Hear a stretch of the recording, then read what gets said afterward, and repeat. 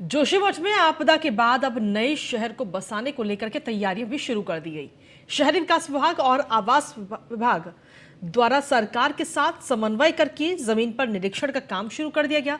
जिस तरह से आपदा प्रबंधन विभाग ने पीपल कोटी, कोटी बाग समेत अन्य कई सारी जगहों पर निरीक्षण किया जा रहा है, वहीं शहरी विकास विभाग की टीम भी अपने स्तर से सर्वे के काम में जुटी हुई है। अब शहरी विकास मंत्री प्रेमचंद अग्रवाल का कहना है कि जोशीमठ एक नए टाउनशिप के तौर पर विकसित किया जाएगा। उसके लिए शहरी विकास और आवास विकास विभाग द्वारा तैयारियां की जा रही हैं। इसके साथ ही उन्होंने कहा कि जोशीमठ के लोगों को आर्थिक परेशानी नहीं हो, इसके लिए सभी व्यवस्थाएं कर ली गई। आपको बता दें कि प्रेमचंद अग्रवाल के पास वित्त विभाग भी है। केंद्र से भी बड़े राहत पैकेज की मांग जल्द ही राज्य सरकार करेगी। जोशीमठ में भवनों में आ रही दरारों में जो नंबर है मकानों के वो बढ़ते जा रहे हैं और आपदाग्रस्त हो चुका है। 4 जो वार्ड हैं जोशीमठ के वो डेंजर जोन में शामिल किए गए हैं और 800 से अधिक ऐसे मकानों की संख्या हो रही है। राज्य सरकार के पास अब एक बड़ी जिम्मेदारी है, एक तो उनको पुनर्वासित किया जाना है और केंद्र से एक बड़ा वित्त का पैकेज भी लेना है। हमारे साथ नगर विकास मंत्री प्रेमचंद अग्रवाल जी, इनसे बात करते हैं। सर, जोशीमठ में जो हालात हैं उस पर राज्य सरकार की पैनी निगाह है। मुख्यमंत्री जी जा रहे हैं, सभी अधिकारी जा रहे हैं, केंद्र से टीमें आ रही हैं। अब राज्य सरकार का आगे का अगला प्लान क्या है? देखिए, जैसा आप जानते हैं कि वहाँ लगातार हमारी सरकार माननीय धामी जी वहाँ का दौरा कर रहे हैं, लगातार मॉनिटरिंग कर रहे हैं। वहाँ के प्रभारी मंत्री आदरणीय धन सिंह रावत जी वहाँ पे कैंप किए हुए हैं। हमारे पार्टी के प्रदेश अध्यक्ष लगातार वहाँ पे जा रहे हैं। और यदि मैं प्रशासनिक अमली जामा की बात करूँ तो हमारा जो कमिश्नर हैं वो वहाँ पे कैंप किए हुए हैं, हमारे सचिव आपदा वहाँ पे कैंप किए हुए हैं। और इसके साथ साथ देखिए कि कितनी गंभीरता से ये सरकारें ले रही हैं। यहाँ तो हमारी सरकार तो है ही है, उससे ऊपर हमारी सरकार जो केंद्र की है माननीय मोदी जी कितना बारीकी से उस पर निगाह रखे हैं कि लगातार वो टेलीफोन से हमारे माननीय मुख्यमंत्री से संपर्क कर रहे हैं, बैठ के ले रहे हैं। गृह मंत्री जी ने जो हमारे वरिष्ठ जो मंत्रीगण हैं केंद्र के, उनके साथ बैठक की है। सचिव प्रधानमंत्री कार्यालय भी यहाँ उसकी बैठक ले चुके हैं। और अब मंगेश घिल्डियाल जो उप सचिव हैं प्रधानमंत्री कार्यालय पे, वो वहाँ का दौरा कर रहे हैं। इन सब बातों से सीधा तात्पर्य जाता है कि दोनों सरकारें बहुत गंभीर हैं कि जो वहाँ के प्रभावित लोग हैं किस प्रकार से उनको राहत दी जा सके, किस प्रकार से उनको वहाँ से सुरक्षित स्थान पे ले जाया जा सके, कैसे उनका खाना भोजन, ये सारी आप जानते हैं कि कैबिनेट में एकमात्र एजेंडा अभी हमने 13 तारीख को तय किया है कि उनका राहत पैकेज भी बढ़ा है, उनका खाने का जो धनराशि है वो भी बढ़ाई है।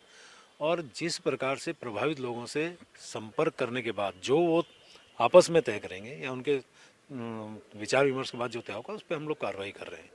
जहाँ तक आप देखिए कि उनके पुनर्वास की बात है, उनके राहत की बात है, लगातार चल रही है।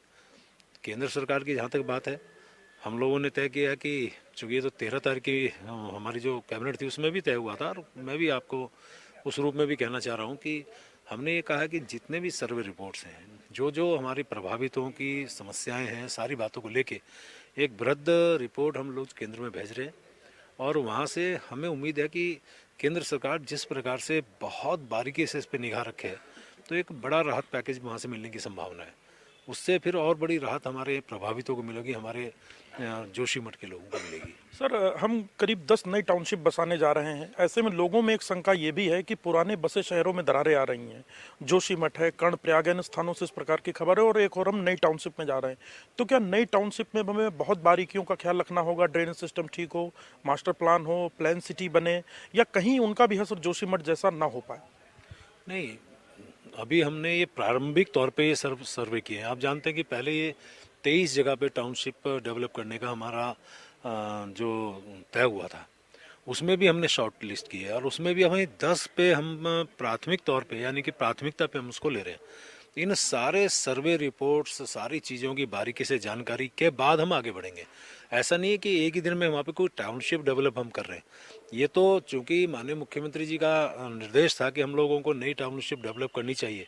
खुद मेरे द्वारा भी विभागों को बहुत पहले कह दिया गया था कि हम नई कुछ चीज़ करें।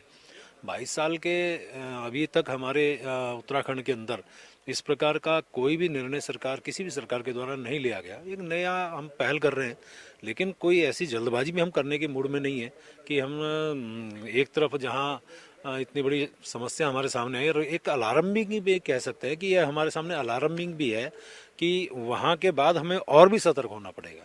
तो ये सारी बात करने के बाद ही हम इसमें इस जो हमारे टाउनशिप डेवलप करनी है उस पर सारे बिंदुओं पर विचार करने के बाद ही हम आगे बढ़ेंगे। सर, क्या आपको अब नहीं लगता कि पूर्व में जो पहाड़ों में प्राधिकरण को समाप्त किया गया, राजनीतिक रूप से इसका विरोध हुआ, कुछ तकनीकी कुछ व्यवधान थे लोगों के सामने, लेकिन क्या आपको नहीं लगता कि अब इसकी आवश्यकता है कि पहाड़ में भी प्लानिंग के साथ काम हो? देखिए, प्राधिकरण का सबसे बड़ा जो उद्देश्य है वो है नियोजित विकास, और नियोजित विकास के अवधारणा में ही जिला प्राधिकरणों का पहाड़ के अंदर गठन किया गया था।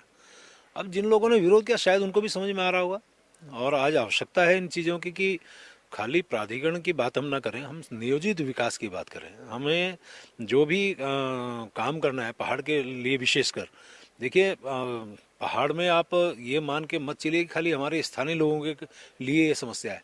हमारे यहाँ जो तीर्थ यात्री आ रहे हैं, हमारे यहाँ जो पर्यटन से प्यार करने वाले लोग आ रहे हैं, आखिर उनका भी तो जो आवागमन होगा वही हमारी हमारी आर्थिकी का आधार है ना। यदि हमारे यहाँ इस प्रकार की समस्या होगी और पर्यटन और तीर्थाटन कहीं डिस्टर्ब हो गया तो आर्थिकी का भी संकट हमारे सामने होगा। इसलिए सारी चीज़ों का ध्यान रखते हुए अब लोगों को इस बात को बिल्कुल अपने जहन में लाना पड़ेगा कि कोई भी हमारा विकास हो, चाहे पहाड़ पे और मैं तो कहता हूँ प्लेन पे भी आप बात करिए, कहीं भी नियोजित विकास होगा तो आने वाले बहुत लंबे समय तक उसके आने वाले जो समस्याएं हैं, संकट हैं, परेशानी है, उससे तो कम से कम निजात मिलेगी। सर, मेरा आखिरी सवाल है कि केंद्र सरकार और राज्य सरकार दोनों ही इस विषय को देख रही हैं, कितने बड़े पैकेज की उम्मीद है क्या, और राज्य सरकार का ये प्लान कब तक तैयार होगा? पहली बात। दूसरा, 2 महीने के बाद हमारी चारधाम यात्रा की तैयारियां शुरू हो जाएंगी। जोशीमठ के हालात को देखते हो आप इसे कितना बड़ा चैलेंज मानते हैं? नहीं, जहाँ तक आपने पैकेज की बात की, आर्थिक पैकेज, मैंने पहले ही बताया कि हम लोग उसमें लगे हैं, हमारी सरकार और हमारे अधिकारीगण उसमें लगे हैं। बहुत जल्द हम अपनी रिपोर्ट्स वहाँ भेजने वाले हैं, और उसके बाद उम्मीद हमें बहुत अच्छी है क्योंकि माननीय प्रधानमंत्री जी का जो उत्तराखंड से लगाव है, जोशीमठ में जिस प्रकार से वो बारीकी से निगाह रखे हैं, जिस प्रकार से लगातार हमारे जैसे मैंने कहा कि माननीय मोदी जी, खुद माननीय अमित शाह जी, और उसके बाद सारा बड़ा बड़ा जो प्रशासनिक अमली हमारा जो अधिकारीगण है वो उनका यहाँ पे मॉनिटरिंग करना आना, ये दर्शाता है कि वो हर चीज़ पे बहुत बारीकी से निगाह भी रखें। और हमारे उस अनुरोध के बाद हमें उम्मीद है बहुत बड़ा एक आर्थिक पैकेज हमारे उस क्षेत्र के लिए मिलेगा। जहाँ तक चारधाम यात्रा की आपने बात की है, अभी हम इस बात से थोड़ा सा, क्योंकि जोशीमठ चारधाम यात्रा विशेषकर बद्रीनाथ जी का प्रवेश द्वार है, हेमकुंड जी का प्रवेश द्वार है, औली का वो मिला जुला क्षेत्र है, और चूंकि वहाँ का स्थानीय लोगों का भी जो संकट है, इन सब बातों को देखते हुए हम इससे बहुत जल्दी इस समस्या से उभरेंगे। और फिर ये जो आने वाली चारधाम यात्रा है, उम्मीद कर रहे हैं जिस प्रकार से इस बार 50 लाख से ज़्यादा यात्री हमारी चारधाम यात्रा में आए थे, और हम क्या हमारा पूरा उत्तराखंड वासी बड़ा प्रफुल्लित था, बड़ा आनंदित था, तो वो उम्मीद कर रहे हैं उससे और ज़्यादा आगे हमारी व्यवस्थाओं के बाद लोग आएंगे। तो ये थे राज्य सरकार में शहरी विकास व वित्त मंत्री प्रेमचंद अग्रवाल, जिन्होंने 2 महत्वपूर्ण बातें कही हैं। पहला कि केंद्र से हमें बड़े पैकेज की उम्मीद है और बहुत जल्द ये पैकेज भारत सरकार को भेजा जाएगा।